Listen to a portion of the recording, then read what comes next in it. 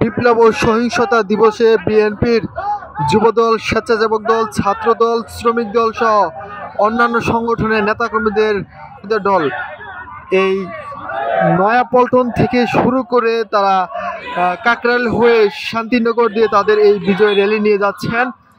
আমরা দেখতে পাচ্ছি এখানে শ্রমিক দল, স্বেচ্ছাসেবক দল, যুব দল, ছাত্র দল এবং বিভিন্ন ওয়ার্ড থানার বিএনপির নেতৃবৃন্দরা এখানে এই বিজয় র্যালিতে এসেছেন।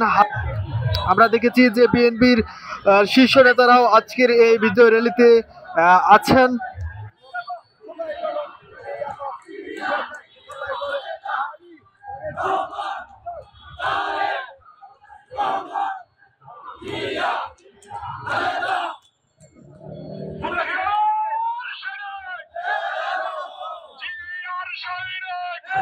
উনিশশো ৭৫ সালে শেখ মুজিব নিহত হন, তারপর খন্দকার মুস্তাক দেশের রাষ্ট্রপতি হন এবং সেনা প্রদান করেন শহীদ রাষ্ট্রপতি জিয়াউর রহমানকে।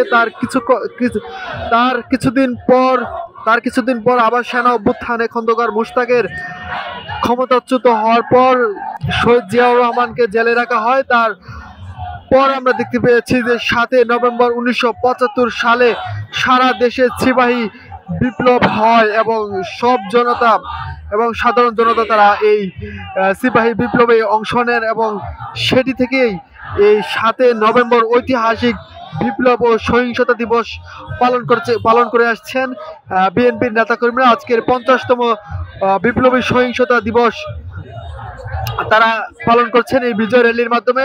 এখানে হাজার হাজার বিএনপির নেতাকর্মীদের ঢল আমরা দেখতে পাচ্ছি। বিএনপির ওয়ার্ড, থানা, স্বেচ্ছাসেবক দল, যুব দল, শ্রমিক দল, ছাত্র দল সকল অঙ্গ সংগঠনের নেতৃবৃন্দরা আজকের এই বিজয় র্যালিতে অংশগ্রহণ করছেন। তারা প্লে কার্ড, ব্যানার নিয়ে স্লোগানে আমরা দেখতে পাচ্ছি এই বিজয় র্যালিতে তারা বিজয় র্যালি পালন করছেন।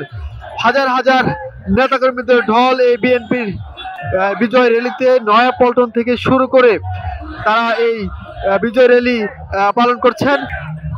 আমরা আপনাদেরকে জানিয়ে রাখতে চাই, দুপুর ২টার থেকে এই বিজয় র্যালি পালন করার জন্য বিভিন্ন থানা, ওয়ার্ড, অঙ্গ সংগঠনের নেতাকর্মীরা এই নয়াপল্টন এলাকায় আসেন। তারপরে এই বিজয় র্যালি নিয়ে তারা নয়াপল্টন থেকে বের হয়েছেন।